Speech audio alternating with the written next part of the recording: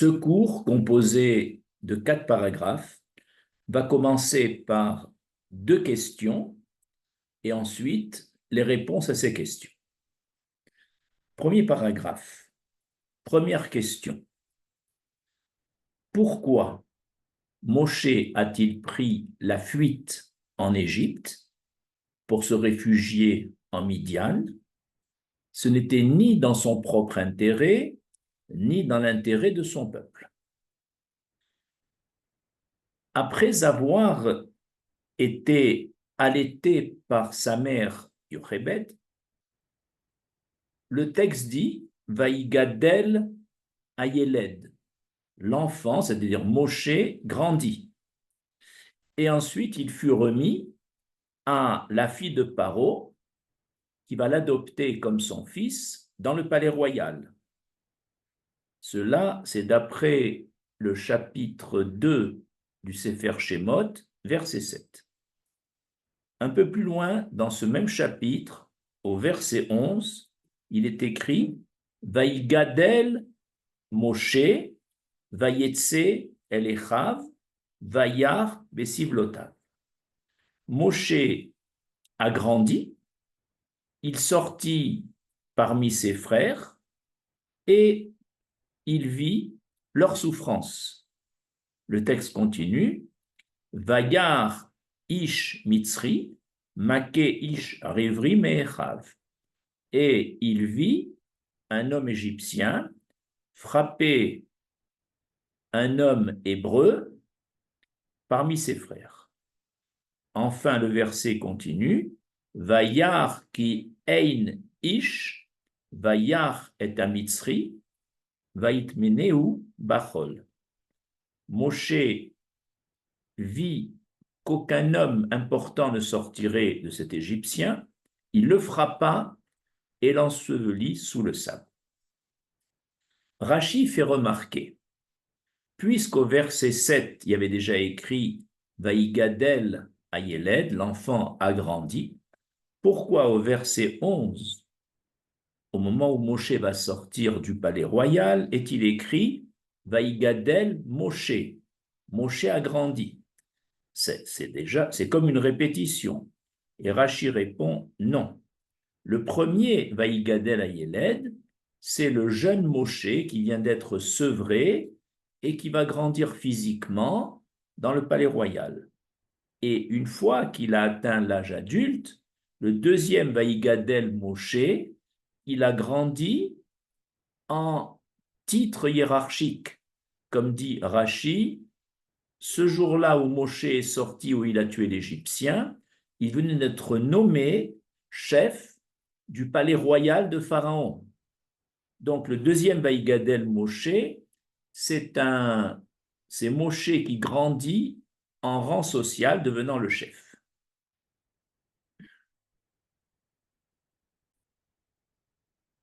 Voici notre première question. Comment se fait-il que Moshe Rabbeinu ait tué l'Égyptien et il savait très bien que par cela, il serait poursuivi par les autorités et la police égyptienne, et de ce fait, il a dû prendre la fuite en Midian. Mais cela est contre son intérêt personnel et contre l'intérêt du peuple. En effet, il vivait tranquillement, paisiblement dans le palais royal comme un prince, donc il n'avait pas intérêt, dans ces bonnes conditions, à fuir le territoire égyptien. De plus, ce jour-là, il venait d'être nommé chef du palais royal, donc il y a eu un vent d'espoir chez ses frères les béné Israël qui ont dit, ben voilà, nous avons maintenant le chef du palais royal comme frère, ce sera un bon appui politique et il pourra peut-être alléger notre servitude. Et donc, depuis cette nomination, Moshe Rabbeinu a suscité l'espoir de son peuple. Et voilà que délibérément, après réflexion, Moshe décide de tuer l'Égyptien, non pas tant par vengeance, on verra pourquoi, mais en tout cas, il est délibérément, il se met en position de tuer l'Égyptien et donc de fuir le pays contre son intérêt et contre l'intérêt de son peuple.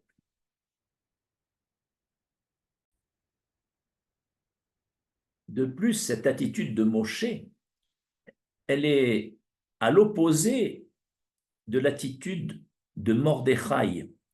En effet, dans le Midrash Esther Rabbah, lorsque Mordechai a réfléchi et a compris que ce n'est pas par hasard que le roi Achashvérosh avait épousé Esther contre le gré d'Esther, il s'est dit, c'est que l'Éternel veut placer notre sœur Esther dans le palais royal afin qu'elle puisse un jour jouer un rôle positif en faveur de son peuple si un décret existe. Effectivement, il y aura le décret d'extermination d'Aman et Esther a joué un rôle très positif dans la libération.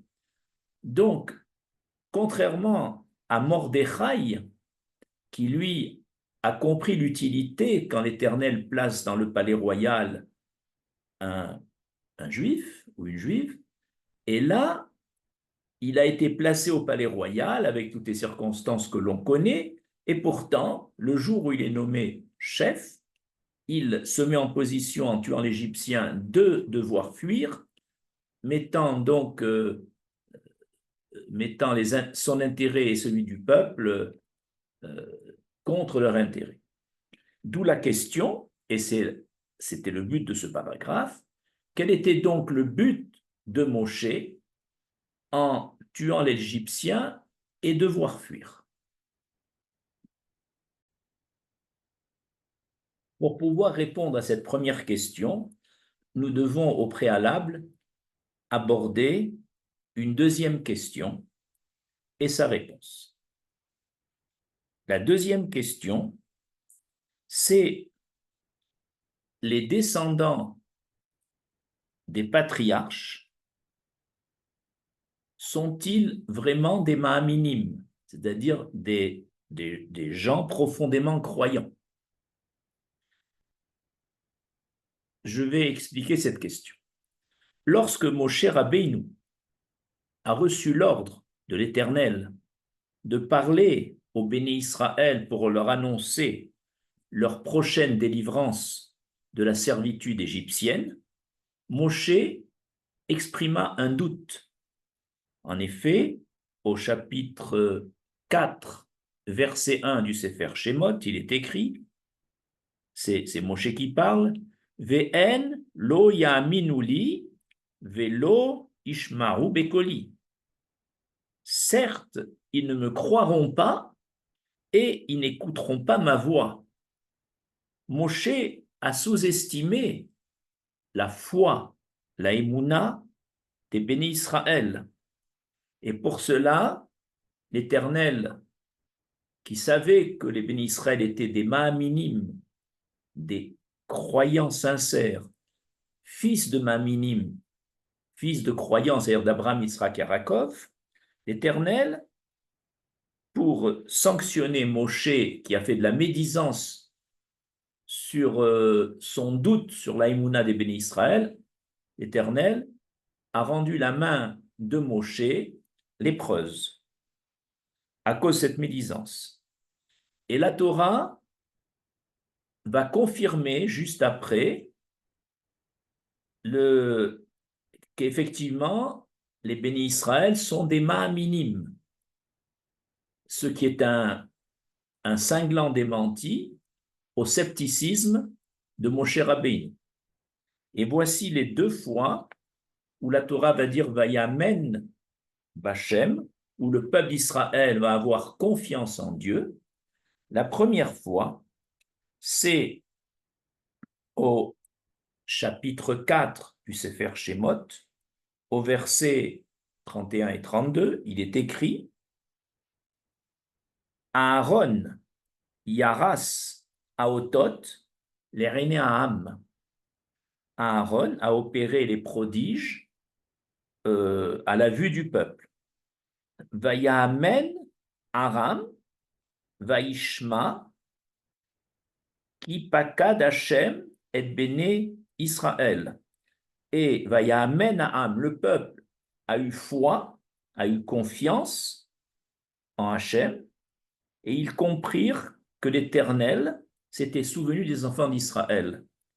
Voilà ici que la Torah, pour démentir les doutes de Moshe, affirme clairement que le peuple d'Israël a eu confiance lorsque Aaron a accompli les prodiges.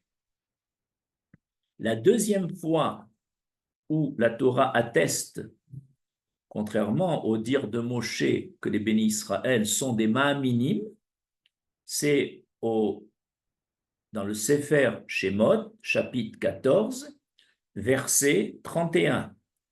Vayamin Bachem uv Moshe Rabdo. C'était juste après le miracle de la division de la mer Rouge par Moshe, les enfants d'Israël eurent foi en l'Éternel et en Moshe son serviteur. Les deux cas qu'on a cités posent une question, nous font poser une question, c'est la deuxième question. Comment la Torah peut-elle affirmer que Vayamen, que le peuple a eu confiance, a eu foi en Dieu, après, dans les deux cas, avoir assisté à des prodiges ou à des miracles? Apparemment, c'est cette émouna, c'est-à-dire cette croyance en Dieu, cette foi, après avoir assisté à des miracles, n'est pas une véritable émouna, puisqu'elle dépend de leur observation de faits prodigieux et miraculeux. Donc ce n'est pas une émouna pnimite interne, ce n'est pas une émouna émiti, vraie, c'est une pseudo-émouna. Ils ont eu confiance en l'expérience miraculeuse à laquelle ils ont assisté. D'où la question, comment la Torah déduit-elle qu'ayant vu ces observations miraculeuses, donc ce sont des ma'aminim? Après ces deux questions, nous allons au troisième paragraphe répondre d'abord à la deuxième question, celle qui vient d'être posée. Et grâce à cela, on pourra répondre au quatrième paragraphe à la première question. D'où le troisième paragraphe, réponse à la deuxième question.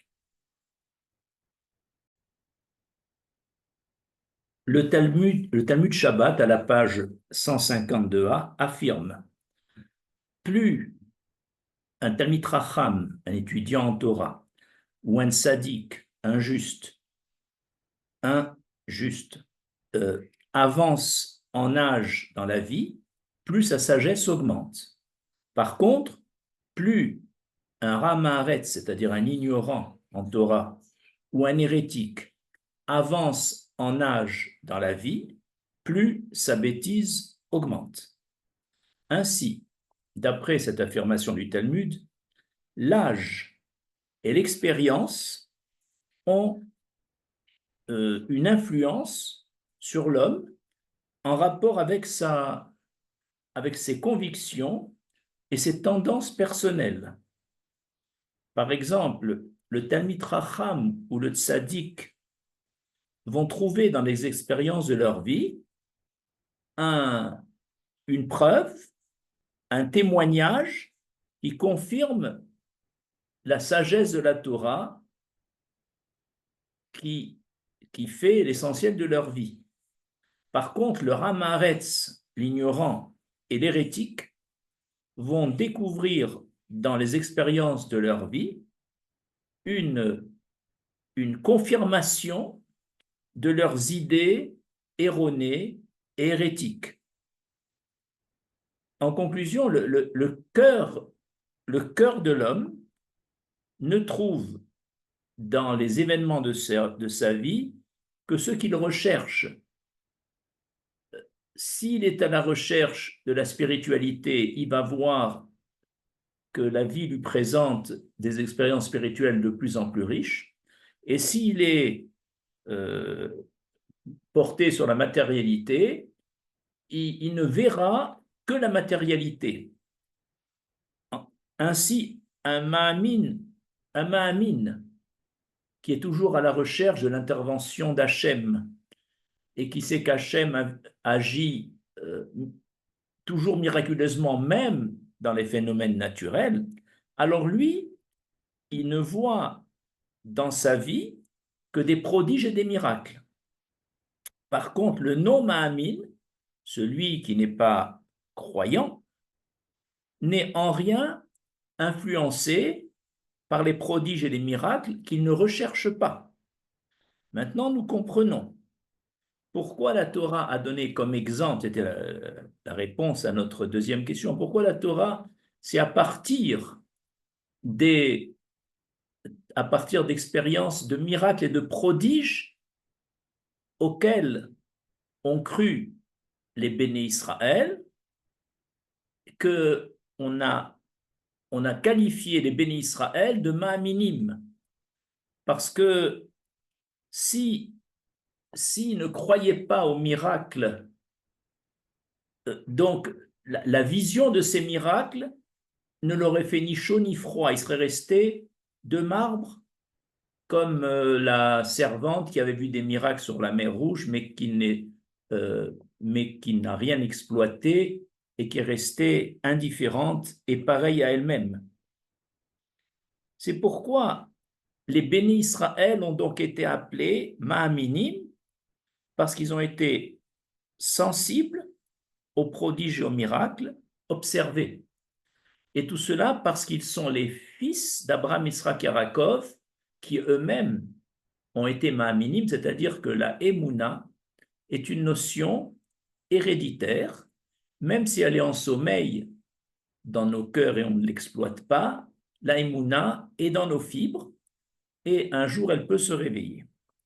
On a comme exemple d'homme de Emouna Rabbi Akiba, lui qui a donné comme principe Kol Deravid Rachamana Letav Ravid, tout ce que fait l'Éternel, c'est pour le bien qu'il le fait, étant donné qu'il est imbibé de ce principe de Emouna, que tout ce que fait Hachem, c'est pour le Tov, c'est pourquoi, lorsque, dans le Talmud Makot, on raconte que Rabbi Akiba et ses trois compagnons Tanaïm ont entendu de loin les rumeurs de joie des Romains qui avaient pris le Beth Amikdash et que les trois collègues de Rabbi Akiba se sont mis à pleurer devant ces manifestations de joie de nos ennemis.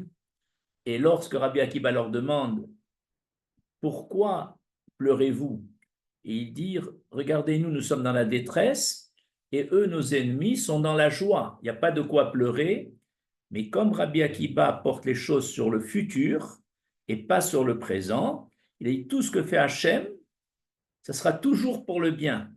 Et alors ici, Rabbi Akiba s'est mis à danser, à chanter, à rire, contrairement à ses collègues, grâce à Seimouna, en disant, si déjà pour nos ennemis, ils ont cet état de joie et de réjouissance, qu'est-ce qui nous attend à nous dans le futur comme capital de joie et de bonheur? Ainsi, dans une situation de détresse, il a transformé en situation de joie. Voilà un exemple de Baal Emouna. Nous arrivons maintenant à la quatrième et dernière question, qui est en fait la réponse à la première question de ce cours.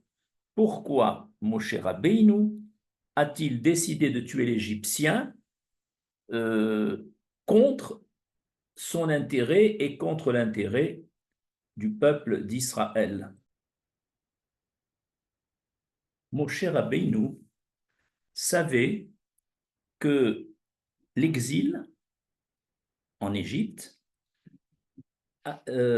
sa raison d'être était de réparer le petit manque de Emouna d'Abraham Avinu quand il a demandé Bema Edra Kirshena, comment je saurai que mes enfants hériteront de la terre d'Israël?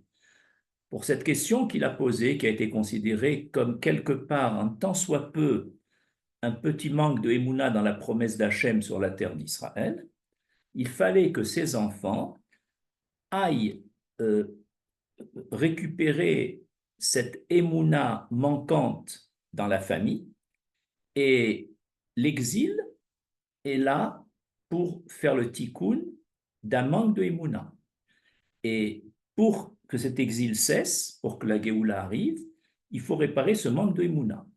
C'est pourquoi Moshe Rabbeinu, le jour où il a été nommé chef du palais royal, il a compris que les Béné Israël vont s'appuyer sur lui, sur son pouvoir politique, pour faire cesser ou atténuer la servitude, donc pour provoquer la Géoula.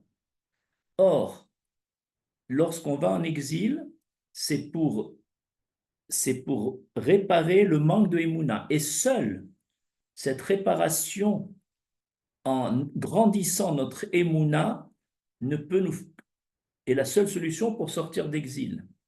Donc Moshe s'est dit, si je reste le chef du palais princier, et donc je vais éviter de tuer l'Égyptien pour ne pas devoir prendre la fuite, les bénis Israël vont compter sur moi.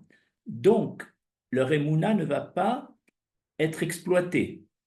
Ils sont ma'amin, ils ont d'émouna interne, mais lorsqu'on a un frère au pouvoir politique, cette émouna ne fonctionne pas à son maximum. Alors Moshe Rabbeinu s'est dit, je vais me mettre en situation de quitter le pays pour plusieurs années, de façon que livrés à eux-mêmes, les bénis Israël, qui ont déjà, comme on l'a vu précédemment, une émouna interne, une émouna profonde, ils vont être obligés maintenant de raviver cette émouna, puisqu'il n'y a pas d'autre solution.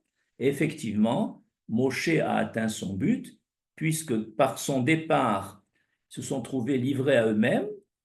Alors ils ont fouillé dans leur patrimoine de Emouna, et cette Emouna a été ravivée, et c'est la raison pour laquelle Moshe Rabbeinu a réussi.